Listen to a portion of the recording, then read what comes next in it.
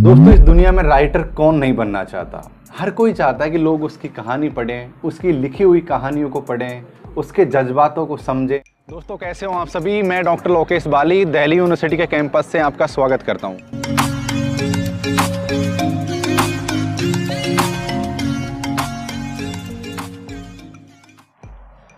नमस्कार दोस्तों, मैं हूं डॉक्टर लोकेश बाली। दोस्तों, आज मैं इस वीडियो में आप लोगों को बताऊंगा कि कहानी कैसे लिखी जाती है। आप में से कितने छात्र हैं, उसके मन में बहुत सारे दबे अरमान होंगे, कुछ ऐसी बातें अनकही, अनसुलझी कुछ ऐसी बातें होंगी, उनको लोगों को बताना चाहता होगा, लेकिन वो शुरुआत नहीं कर पा रहा कि कहानी या उपन्यास, ये जो चीज़ें हैं वो किस तरह से लिखी जाती हैं। यानी किसी चीज़ की शुरुआत करना टफ होता है। तो मैं इस चीज़ में आपको दो चीज़ बताऊंगा। अगर आप उन दो चीज़ों पर अमल कर लिया और इस वीडियो को लास्ट तक देख लिया ना, तो आज से ही आप एक राइटर बन जाओगे। और दोस्तों, मैं ये बातें इतने विश्वास के साथ इसलिए कह रहा हूँ कि लिखने की मैं भी लगातार कोशिश करता आ रहा हूँ कॉलेज से। मेरी खुद की कई कहानियाँ काफ़ी नेशनल लेवल पर काफ़ी चर्चित रही हैं और काफ़ी अच्छी जगह वो छपी हैं, काफ़ी लोगों ने उसको सराहा है। तो वो मेरा अनुभव मैं आप लोगों के साथ साझा करना चाह रहा हूँ। दोस्तों, आज हम कहानी के बारे में बात करने वाले हैं कि कहानी कैसे लिखी जाती है। देखो, कहानी क्या है कि हमारे जीवन का हिस्सा है। आज मेरे जीवन में जो घट रहा है वो भी कहानी है, लेकिन मैं इसको कैसे प्रेजेंट करूंगा लोगों के सामने, कैसे इसके लिखूंगा, मायने ये रखता है। देखो, कहानी दो तरीके से लिखी जाती है बिगिनर लोगों के लिए। यानी आप शुरुआत करना चाहते हो कहानी की, तो दो तरीके से कर सकते हो। एक तरीका तो ये है कि आप कहानी में अपने आप को एक कैरेक्टर के रूप में ले सकते हो। एग्जाम्पल के रूप में ऐसे समझो कि अपने आप को मैं शब्द से बुलाओ, कहानी में अपने आप के लिए मैं शब्द का प्रयोग करो। इसको कहते हैं मैं शैली। एक तरीके से कहानी में मान लो कि ऐसा है कि आप हो और आपने कहा कि यार मैं बाजार गया, बाजार में मैंने ये किया, मेरे साथ ये घटित हुआ, मुझे वो मिला, फिर मैंने उसके साथ ऐसा व्यवहार किया। मतलब ये आपकी कहानी है। इसमें जो मेन कैरेक्टर है वो मैं है, या फिर जो मैं कैरेक्टर किसी और की कहानी को सुना रहा है। यानी कि जो रचनाकार है, लेखक है, वो कहानी के बीच में रहता है एक पात्र के रूप में। एक तरीका तो ये है, और इन दोनों, दूसरा तरीका और बताऊंगा, लेकिन दोनों तरीके में सबसे अच्छा तरीका कौन सा है वो भी मैं इस वीडियो में बताने वाला हूं। और दोस्तों, दूसरा तरीका ये है कि आप एक कहानी का हिस्सा ना रहकर आप अपने लिए 2 या 3 जितने भी पात्रों का गठन कर सको उतने पात्रों का गठन करें। एग्जाम्पल के रूप में ऐसे समझो कि ये सुरेश है, ये रमेश है, कि सुरेश ने ये किया, रमेश ने ये किया, तब जाके ये इनके साथ ये हुआ, है ना। और रमेश और सुरेश के डायलॉग है। यानी कि ऐसा लग रहा है कि दो कैरेक्टर आपने पकड़ रखे हैं और उनसे आप सारा काम करवा रहे हो। तो इसमें आप कहानी का हिस्सा नहीं हो। इसमें मैं शब्द का उपयोग ना करके सुरेश और रमेश का उपयोग करते हुए अपनी कहानी को आगे बढ़ाओगे। ठीक है, इस तरह से कहानी लिखी जाती है। यानी दो शैली सबसे महत्वपूर्ण है कहानी लेखन में या उपन्यास लेखन में। दोनों में जो गद्य विधा होती हैं उसमें ये दो चीज़ें बहुत ज़्यादा महत्वपूर्ण होती हैं। और दोस्तों, मेरी कई कहानी है जिसमें से लाडली है, एक अधूरा एहसास है, चश्मे के पीछे है, वो मैंने काफ़ी समय पहले लिखी थी और उनको काफ़ी ज़्यादा पॉपुलैरिटी मिली है। अगर आप मेरी कहानियों को और मेरे द्वारा लिखी हुई चीज़ों को पढ़ना चाहते हो तो आप मुझे इंस्टाग्राम पर फॉलो कर लीजिए। हैंडल डॉक्टर लोकेश बाली नाम से सर्च कर लो, या फिर ये आपको दिख रहा होगा। आपको वहाँ पर मेरी लिखी हुई बहुत सारी चीज़ें मिल जाएंगी, मेरे बारे में और भी कुछ जानने को मिलेगा आपको, तो आप वहाँ जाकर मुझे फॉलो कर सकते हो। दोस्तों, कहानी की सबसे बड़ी बात यह है कि कहानी में एक मैसेज होना चाहिए, चाहे सोशल मैसेज हो या कोई भी मैसेज हो। और कहानी में मैसेज का मतलब ये नहीं है कि आप उसमें सद्भावना की प्रवृत्ति से मैसेज डालो, ऐसा बिल्कुल भी नहीं है। कहानी में कुछ न कुछ अंत, नकारात्मक या सकारात्मक अंत जरूर निकलना चाहिए। यानी कि जो पाठक है उसके मन में ये कौतूहल होना चाहिए हमेशा कि इसके लास्ट में होना क्या है या होना क्या चाहिए। तो ये अगर आप उसके मन में डालोगे सस्पेंस, तब जाकर आप एक सफल कहानीकार कहला सकते हो। दोस्तों, सफ़र की शुरुआत आप इस तरह से कर सकते हो कि आपके जीवन में घटने वाली रियल कहानियाँ, कहीं आप गए, किसी से मिले, या कुछ घटना आपके जीवन में घटित हुई, या फिर आसपास आपके जीवन में जो घटनाएं घटित हो रही हैं, आप उन घटनाओं का रेफरेंस लेके उनके कैरेक्टरों का नाम बदल के उसको लिख सकते हो। या फिर आपके दोस्तों या फिर आसपास के लोगों में कुछ ऐसी घटनाएं घटित हुई हों जो आपको उन्होंने काफ़ी ज़्यादा अट्रैक्ट किया हो उन घटनाओं ने, उन घटनाओं को आप हूबहू लिख सकते हो एक कहानी के रूप में। ये इससे आप ना शुरुआत कर पाओगे, इससे आपका जो मनोबल है वो भी बहुत ज़्यादा बढ़ेगा और एक फील आती है ना जो राइटर वाली फील, वो आपके मन में धीरे धीरे आने लगेगी।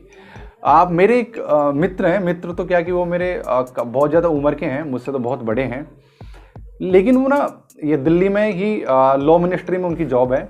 उन्होंने क्या किया है कि हमारे गांव के आसपास होने वाली जितनी भी घटनाएं थी, जितने भी किस्से थे, उन सभी को कहानियों का रूप दे दिया, एकदम सटीक और सत्य तरीके से दे दिया। हाँ, उनको जहाँ पर लगा उन्होंने उन कैरेक्टरों को चेंज कर दिया और आज वो बहुत बड़े कहानीकार हैं। उनका कई कहानी संग्रह छप चुके हैं और उन्हीं कहानी संग्रह का मतलब जो उन्होंने आसपास की जो घटनाओं की जो रियल स्टोरी लिखी थी, उन्हीं पर उनका कहानी संग्रह छप चुके हैं कई सारे। तो शुरुआत हम इस तरीके से कर सकते हैं कि आपके आसपास होने वाली घटना जिसमें अगर आप खुद कैरेक्टर हो तो अपने आप को मैं के रूप में ले लीजिए। अब मैं आपको बताना चाहूँगा कि कहानी लिखने के लिए जो दोनों तरीके बताए थे मैंने आपको, एक तो मैं यानी खुद को कहानी में रख के लिखा जाता है और एक दूसरा ऐसा कि जो हम पात्र चुनते हैं। शुरुआती दौर में आप अपने आप को अगर कहानी में एक कैरेक्टर के रूप में रखोगे तो पाठक को आसानी से जोड़ पाओगे और आप अपनी बात को ज़्यादा अच्छी तरीके से कह पाओगे। कहानी में जो आप कहना चाह रहे हो उसको ज़्यादा अच्छी तरीके से आप कह पाओगे अपने आप को रख के। तो आज आप कोशिश करो कि कोई आसपास की घटना याद करो, कुछ ऐसा आपके साथ कुछ प्रेम का माहौल हुआ तो ये करो। और मैं प्रेम की दोस्तों इसलिए कह रहा हूँ कि जब मैंने कोई 8, 7, 10 कहानी लिखी थी तो जब मैं PhD कर रहा था तो मैंने मेरे HOD थे उनको दिखाया था। हाँ, वो कहानी बैकग्राउंड से नहीं थे वैसे, लेकिन मैंने उनको पढ़वाई थी उसको कहानियाँ। तो उन्होंने जैसे वो कहानियाँ पढ़ी, मैंने उनको काफ़ी सारी मेरी पुस्तकें दी थी जिसमें मैंने कहानी लिख रखी थी। जब मैंने कहानी पढ़ी उसमें 3-4 दिन बाद में मुझसे बुलाया और मुझसे कहा कि लोकेश यार, तेरी कहानियों में ना तेरी उम्र झलकती है। ये उन्होंने इसलिए कहा कि मेरी जितनी भी कहानी जब मैंने कॉलेज के टाइम पे लिखी और तो उस समय की मेरी ना सभी कहानियाँ थोड़ी प्रेम प्रसंग से लिपि पुती कहानियाँ थी। मतलब प्रेम के इर्द गिर्द मेरी कहानियाँ घूमती थी, जिसमें से चाहे हरियाणा में जो खाप पंचायत प्रेम का कैसे गला घोटती है, वो एक लाडली कहानी है उसका शीर्षक, उसको लेके, या फिर एक अधूरा एहसास, या फिर चश्मे के पीछे जो ये कहानी है वो कहीं न कहीं प्रेम को दर्शाती थी। तो उन्होंने कहा कि लोकेश, तेरी कहानियों में ना तेरी उम्र झलकती है। तो मैं उस समय तो उस बात को नहीं समझा। फिर मैंने उनसे पूछा तो उन्होंने कहा कि यार, आपकी सभी कहानियाँ प्रेम के इर्द गिर्द घूमती हैं। मैंने उसके बाद में अपनी चीज़ों में सुधार किया और प्रेम से इतर होके मैंने फिर काफ़ी अच्छी चीज़ें लिखी हैं और मैं लगातार निरंतर लिखता जा रहा हूँ। चाहे मैं वन लाइनर के रूप में कोई कविता लिखता हूँ या फिर मैं कहानियाँ लिखता हूँ। मेरा एक नॉवल है, कितने दूर कितने पास, मेरे दिल के बहुत करीब है। जो दोस्त पढ़ना चाहते हैं उनके लिए मैं ज़रूर से दूंगा। आप मुझे इंस्टाग्राम पर मैसेज कर सकते हो या फिर आप इंस्टाग्राम पे फॉलो कर लीजिए, मैं आपको टाइम पर चीज़ें प्रोवाइड करता रहूँगा। तो दोस्तों, आप भी एक राइटर बन सकते हो, कथाकार बन सकते हो, कहानीकार बन सकते हो। देखो, अगर आपका माध्यम कुछ भी हो, आप किसी भी भाषा में समझे, बंगाली का दोस्त इस मुझे देख रहे हो, चाहे गुजराती, चाहे मराठी, हिंदी या अंग्रेजी वाले, कोई भी लोग इस वीडियो को देख रहे हो, आप ना आपकी जो भी मर्जी है उस भाषा में आप लेखन कर सकते हो। उदाहरण के रूप में कह दूं कि डॉक्टर हरिवंश राय बच्चन जी जो हैं, अमिताभ बच्चन के पिताश्री, वो एक अंग्रेजी के अध्यापक थे, जबकि उन्होंने पूरा लेखन कार्य हिंदी में किया है। ऐसे बहुत से उदाहरण मैं आप लोगों को गिना सकता हूँ। मैं ऐसे बहुत से उदाहरण आपको ऐसे गिना सकता हूँ जो उनका मूल लैंग्वेज बंगाली थी, लेकिन उन्होंने हिंदी में लिखा या फिर उर्दू में लिखा या फिर किसी और लैंग्वेज में लिखा। भाषा केवल अभिव्यक्ति का माध्यम है दोस्तों, इस बात को आप जान लो, समझ लो। भाषा कभी आपके ज्ञान को प्रेजेंट नहीं करती है कि आप अंग्रेजी जानते हो, आप फारसी जानते हो, आप बंगाली जानते हो तो आप ज़्यादा विद्वान हो गए, या फिर आप हिंदी जानते हो तो आप ज़्यादा विद्वान हो। ऐसी धारणा बिल्कुल नहीं है। मैं क्या जानता हूँ, मैं कितना विद्वान हूँ, ये सिर्फ इसको प्रेजेंट करने का एक माध्यम है, होती है लैंग्वेज। तो आप किसी भी भाषा में जो आपकी भाषा पर पकड़ है आपकी, जिस पर आप जिस तरीके से लिख सकते हो चीज़ें, उसी भाषा को आप चुनो ताकि आप अपने स्केल को और ज़्यादा डेवलप कर सको। तो आज से ही शुरुआत कर दो लेखन कार्य की। अगर ये वीडियो आपने पूरा देख लिया अभी तक, तो आप ये बात तो समझ ही चुके होंगे कि कहानी लिखना बहुत आसान है। बहुत टफ नहीं है। कहानी मतलब क्या है, आपके मन के उद्गारों को सामने रख देती है और लोग उसको आसानी से पढ़ते हैं। तो दोस्तों, लेखन एक ऐसी शैली है, लेखन एक ऐसी कला है, जितना आप लिखते चले जाओगे उतना ही निपुण होते चले जाओगे। एक हिंदी के बहुत बड़े विद्वान हैं, उन्होंने ये कहा था कि जब हम इतना सारा पढ़ते हैं, इतना सारा, तब हम इतना सा लिख पाते हैं। यानी कि सीधा अर्थ ये हुआ कि जो भी छात्र इस वीडियो को देख रहा है, अगर वो पढ़ता बहुत है ना, तो उसके लिए लिखना बहुत आसान है। अगर वो पढ़ता नहीं है तो उसके लिए लिखना मुश्किल है। तो शुरुआत कीजिए पढ़ने की भी और शुरुआत कीजिए लिखने की भी। मैं मानता हूँ कि मैंने एक फील्ड में PhD किया है, काफ़ी चीज़ें हासिल की हैं, पर लिखना ना मेरा पहले का ही थोड़ा क्रेज़ है। मुझे लिखने का, पढ़ने का क्रेज़ है, लिखने का क्रेज़ है। शायद इसीलिए मैं काफ़ी चीज़ें लिख पाया हूँ। शायद आपको पढ़कर उनको अच्छा भी लगेगा। तो जो मैंने आपको जो तरीका बताया है, उस तरीके को आप फॉलो कीजिए और शुरुआत में मैं शैली, यानी कि खुद को, अपने आप को कहानी के बीच में रखकर लिखना शुरू कीजिए। दोस्तों, कहानी होती है, वो एक हिस्सा होती है जीवन का। संपूर्ण जीवन नहीं होता है। कहानी एक हिस्सा होता है, केवल एक हिस्सा, और उस हिस्से को ही हम अच्छे से दर्शाने की कोशिश करते हैं।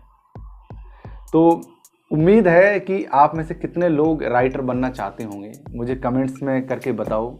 अगर आपको चाहिए कि यार और भी मैं इस तरह की वीडियोस बनाऊं आप लोगों के लिए, जिसमें आपका जो सेल्फ डेवलपमेंट हो सके, अपने आप को आप इंक्रीज कर सको, तो कमेंट सेक्शन मुझे ज़रूर से बताना। इस वीडियो को देखने के लिए धन्यवाद। मैं आपसे विदा लेता हूँ। नेक्स्ट वीडियो में प्रत्येक दिन आपसे मिलता रहता हूँ। मैं एक बात और कहना चाहूँगा जाते जाते, कि अगर आप नेट की, JRF की, PhD की या इस तरह की इंक्वायरीज करना चाहते हैं, तो आप हमारी प्लेलिस्ट को देखा कीजिए। मैंने तकरीबन 40 से भी ज़्यादा वीडियो तो PhD के ऊपर बना रखे हैं, जो मुझे नहीं लगता मैंने एक भी टॉपिक ऐसा छोड़ा हो जिसके बारे में मैंने नहीं बताया हो। आप हमारी प्लेलिस्ट जाके चेक करो, आपको वहाँ पर बहुत चीज़ें मिलेंगी। इस वीडियो को देखने के लिए धन्यवाद। जय हिंद।